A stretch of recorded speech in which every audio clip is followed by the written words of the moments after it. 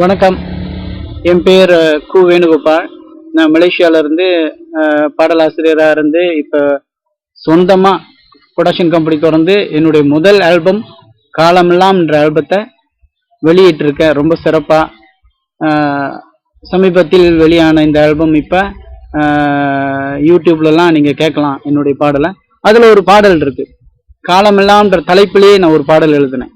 இளைஞர்களுக்காக நான் எழுதினேன். இந்த காதலுக்காக, அர்த்தமற்ற காதலுக்காக ரத்த கண்ணீர் வடிக்கும் இளைஞர்களுக்கு இந்த கவிஞன் கொடுத்த ஒரு ஒரு ஒரு தன்னம்பிக்கை, அவங்களுக்காக பேசியிருக்கேன்.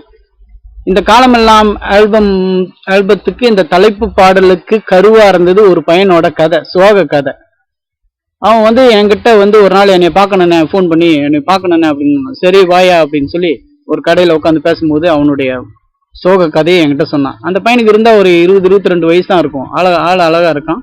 ஆனால் அவனுடைய அந்த வேதனையை 6 மாதம் ஒரு பொண்ணு கூட பழகி அந்த பொண்ணு அவனை ஏமாத்திட்டு போன கதையை, எங்கெங்கெல்லாம் போனாங்க, இவ்வளோ சந்தோஷமா இருந்தாங்க, அந்த பொண்ணும் இந்த பையன் மேலே உயிராக இருந்துச்சு அப்படின்னு சொல்லிட்டு அந்த பொண்ணு இப்போ அடுத்த வாரம் கல்யாணம் பண்ண போதுன்னே, அந்த கல்யாணத்தை நீங்கள் தடுக்க முடியுமா அப்படின்லாம் கேட்டான். அப்போ நான் நினச்சிட்ட மனசுக்குள்ள, எனக்கு அவனுடைய அந்த சோக கதையை கேட்டு எனக்கு வருத்தமாக தான் இருந்துச்சு. ஏன்னா நானும் எனக்கு ஒரு ஆண்மகனாக இருந்தாலும் தாய்மை பாசம் எனக்குள்ள அதிகமா இருக்கு.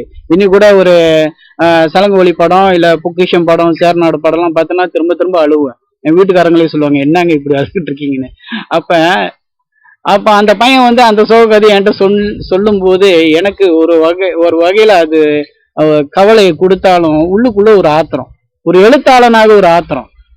ஒரு காதலுக்காக, ஒரு அர்த்தமற்ற காதலுக்காகயா நீ உன் வாழ்க்கையை இப்படி நோகடிக்கிற, அழுதுகிட்டு புலம்பிக்கிட்டு.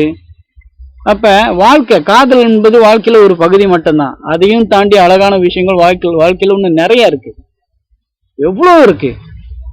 அப்ப இந்த பையன் அவன் கதையை என்கிட்ட சொல்லும் போது நான் என்ன நினைச்சேன், முடிவு பண்ண அன்னைக்கு ஒரு எழுத்தாளனா, ஒரு கவிஞனா, ஒரு படைப்பாளனா இந்த பையனுங்கள், இந்த இளைய சமுதாயத்துக்கு, இளைஞர்களுக்கு, காதலுக்காக ரத்த கண்ணீர் வடிக்கும் இந்த இளைஞர்களுக்கு ஒரு பாடல் எழுத வேண்டும் என்று முடிவு செய்தேன். உடனே எழுதினேன்.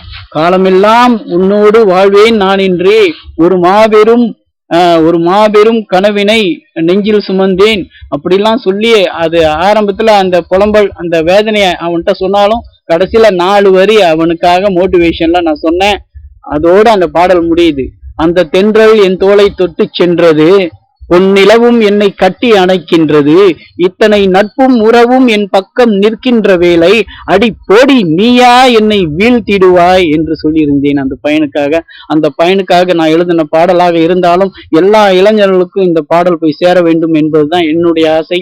பாடலை நீங்க கேட்டு பாருங்க. நன்றி, வணக்கம்.